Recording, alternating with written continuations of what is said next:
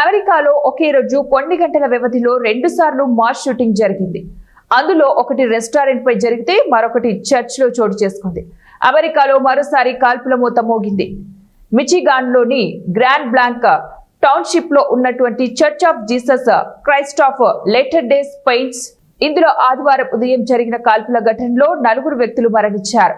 మరో 8 మంది గాయపడ్డారు. పోలీసులు తెలిపిన వివరాల ప్రకారం తుపాకీతో కారులో వచ్చిన వ్యక్తి చర్చి ముందు తలుపులను ఢీకొట్టి లోపలికి ప్రవేశించాడు. తర్వాత ప్రార్థన చేస్తున్న వారిపై విచక్షణ రహితంగా కాల్పులు జరిపాడు. కాల్పులు జరిపిన తర్వాత నిందితుడు చర్చికి నిప్పండించినట్లు కూడా పోలీసులు అనుమానిస్తున్నారు. సమాచారం అందుకున్న వెంటనే ఘటనా స్థలానికి చేరుకున్న పోలీసులు జరిపిన కాల్పుల్లో నిందితుడు మరణించాడు. మృతుల్లో నిందితుడు కూడా ఉన్నాడని, మరో 2 చర్చిలో చనిపోగా మరొకరు హాస్పిటల్లో చికిత్స పొందుతూ మరణించినట్లు స్థానిక అధికారులు ధృవీకరించారు. నిందితుడిని బర్కన్ కు చెందినటువంటి 40 ఏళ్ల వ్యక్తిగా గుర్తించారు. ఈ ఘటనపై అమెరికా అధ్యక్షుడు డొనాల్డ్ ట్రంప్ తీవ్రంగా స్పందించారు. ఇది క్రైస్తవులపై జరిగిన దాడిగా ఆయన ఖండించారు.